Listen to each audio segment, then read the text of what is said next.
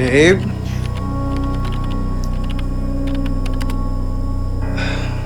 Galit ka pa ba sa akin? Ano sa tingin mo?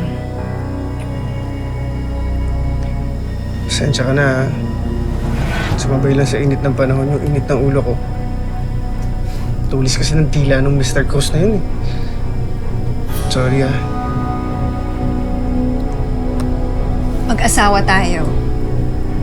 Magkakampi tayo, hindi tayo magkaaway. Kahit anong sakunang dumating, haharapin natin yun ng sabay.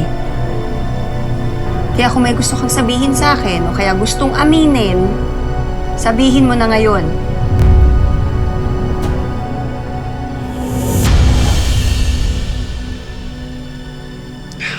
Wala. Wala naman akong tinatago sa'yo. Pakis nga. Aray! Ano yan, ha? Ano? Bakit may chikinini ka dyan? Sino gumawa niyan sa'yo, ha? Niloloko mo ba ako? May nangyayari ba sa inyo ni Veronica?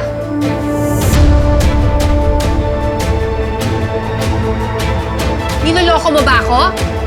May nangyayari ba sa inyo ni Veronica? Ano ba? Grabe naman! Alam mo naman, ina-allergy lang ako sa init, eh! Ang bihira! Sabihin mo sa akin yung totoo para matapos na to.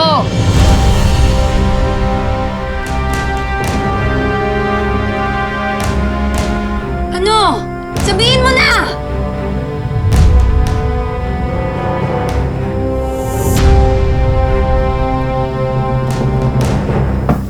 Te? Te? Te, papasok na ako. Te? Ay, nag-away pala kayo. Sige, alis na lang ako. Hindi, Aya. Ako na alis. Nakakinit ng ulo dito. Puro na selos!